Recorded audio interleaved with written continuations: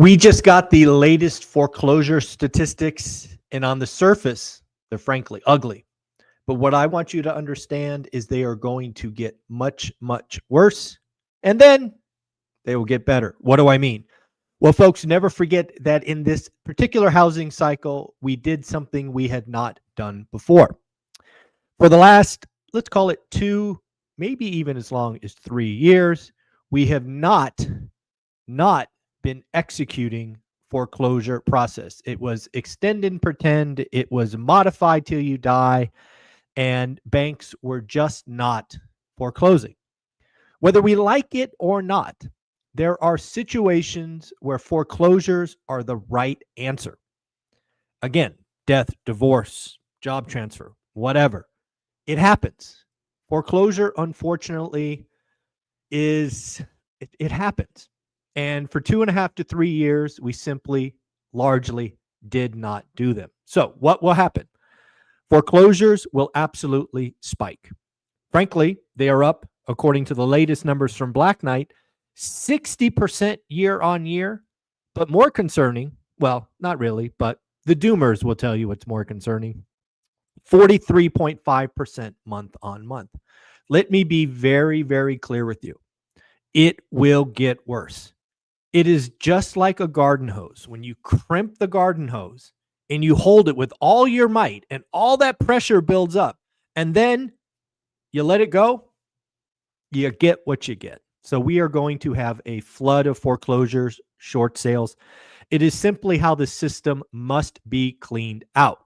So what are we investors supposed to do? Well, frankly, take advantage of it. What's going to happen with foreclosures and short sales? So for the first time in probably a decade, is that right? Maybe 12 years.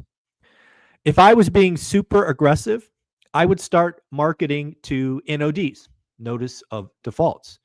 I've been hearing from more and more agents across the country that they are starting to hear or get inquiries on short sales. Folks, this is just the beginning. Just like a garden hose, it will be a rush, and then it'll be gone. We will go right back to where we have been, because the underwriting largely is way better than the GFC. Any doomer that wants to compare today to the GFC has PTSD. They are not bright enough to look past the GFC. We have had crisis before, like the savings and loan. We have had recessions. We've had double dip recessions. We've had high interest rates. To understand the housing market, you really should go back to 1970. And that's what we've done on this channel. We even give you a 55-year spreadsheet because we think it's important for you to understand the housing market is more than just the GFC. Again, I see a lot of experts claim that every cycle is going to be the GFC, and it is just not that case. So let's get into some other stats that Black Knight gave us. Not only do we have foreclosures up 60% year on year and 43% month on month, we have total delinquencies. And again, the doomers will not tell you this. Delinquencies 30 days plus are down. According to Black Knight, delinquencies are down about 0.5% month on month and almost 2% year on year. Yes, the doomers will not tell you this. They want you to think the mortgage market is falling apart. And in reality, the mortgage market, given these numbers from Black Knight, is better now than 12 months ago. How about delinquencies, number of properties delinquent 30 days plus? Well, as of right now, that stands at 1.877 million. Yes, almost 2 million properties are 30 days delinquent or longer. But again, guess what? That is down 8,000 month on month and down 4,000 year on year. Again, we are better today than last month or last year. Just how it works. How about this? Total foreclosure sales. Now remember, the peak of 2009, we did 2.8 million foreclosure sales. What did we just complete? 7,200. I don't know about you, but 7,200 is a lot smaller than 2.8 million. It just is. No matter how you spin it, 7,200 is not a big number. I am here to tell you that number, and I want to be very clear here. That number could go up 10x. Seriously, that number could go to 70,000. And of course, the doomers will tell you that's 1,000% and try to scare you. But again, it's 70,000. And in 2009, we did 2.9 million. This is not a repeat of the GFC. It just simply is not. Got some update on rate cuts. And according to the betting site Kalshi, the odds for 3 rate cuts as of yesterday were at 85%. Folks, that means this week we get a Fed rate cut of 1/4, and then in December, we get 1/2. That's crazy. That's crazy. We have gotten a lot of layoff notices recently. Just got a list of 7. Applied Materials announced 1,400. Nestle, 16,000. Molson Coors, 400. Rivian, 600.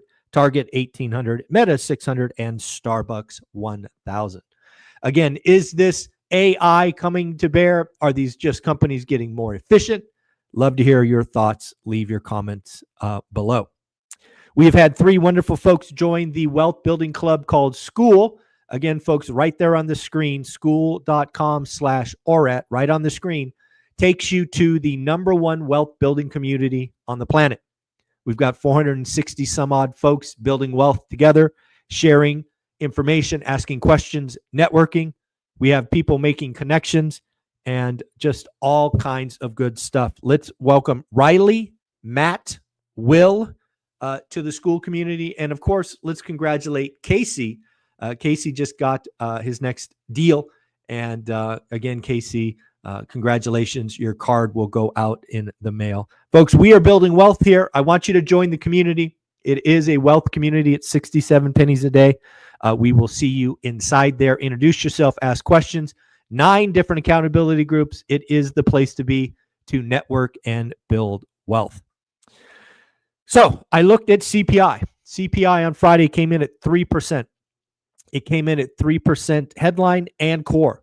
Month on month was better than expected. Frankly, all 4 numbers were better than expected on Friday. What did I do? Well, something I haven't done in about 6 months. I backed out and corrected for shelter inflation. What do I mean by that? Well, in the latest reading of CPI, shelter was 3.6%. 3.6%. And we should never forget that shelter is roughly 30% and the largest contributor to inflation of any area. So if shelter is incorrectly reported, it's a garbage number. So what did I do? Well, again, shelter was reported at 3.6. If you go back and look at what has been reported for rent inflation, you will know that single-family homes are up 1.7% and apartments are down negative 0.8%. So what did I do? I corrected the CPI inflation for shelter down to 1% instead of 3.6. And guess what happens, folks? Inflation is not 3% if shelter is corrected. It is almost 2%, like 2.1 or 2.2, depending on how you want to round.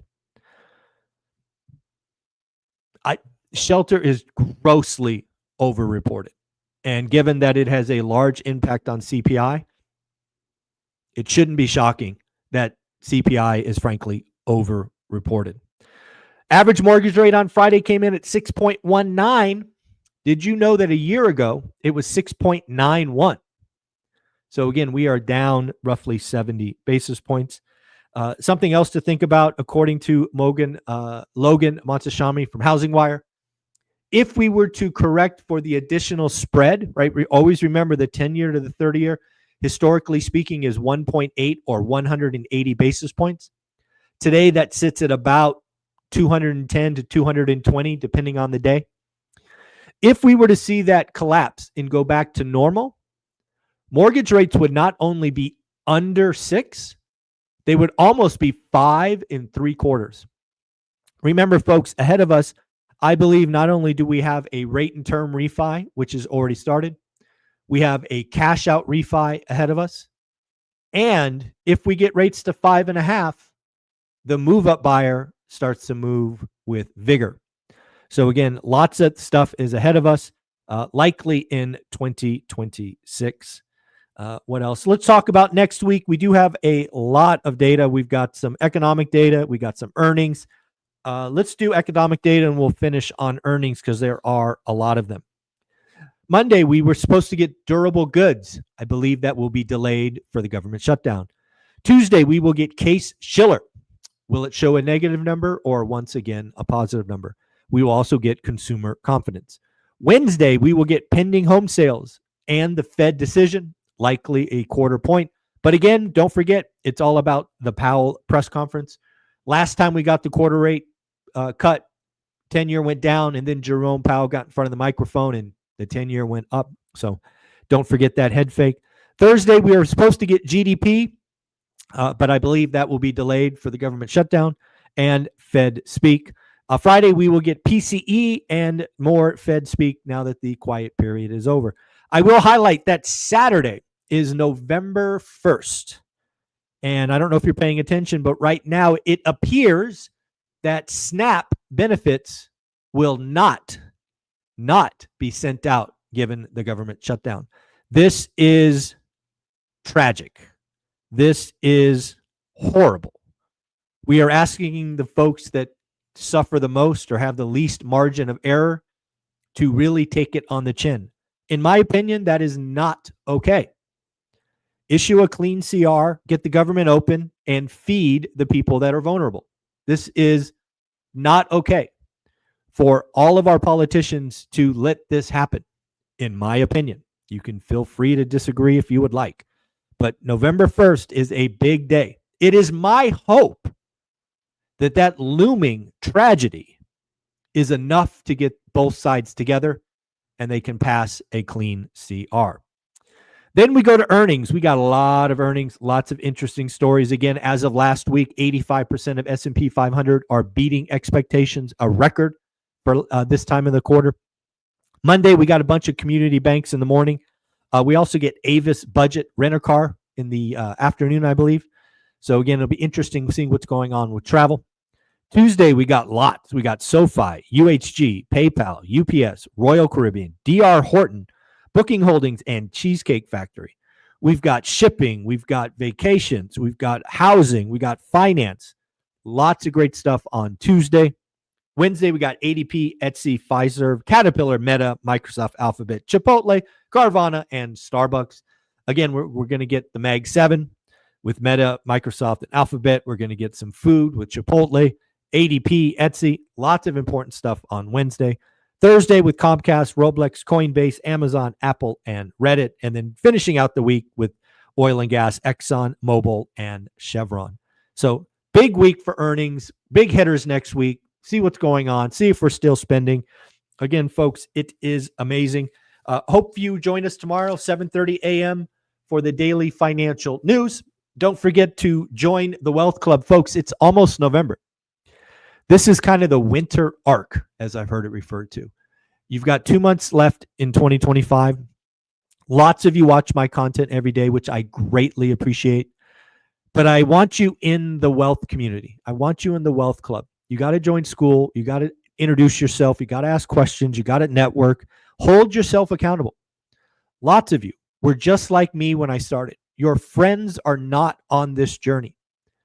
You can get on this journey with folks inside the community. There's a map feature to see who's close to you. There's 9 accountability groups. Just join. If you don't like it after a month, feel free to cancel, but I'm pretty sure you will like it. And of course, don't forget that Steadily is Landlord Insurance. They are the sponsor of the Daily Financial News. Link in the description. Always get a quote. Always see if they can help. Insurance is expensive and going higher, so it behooves you as a landlord to get the best insurance at the best price. Thank you, buddy. Take care. Have fun. See you tomorrow morning. Bye.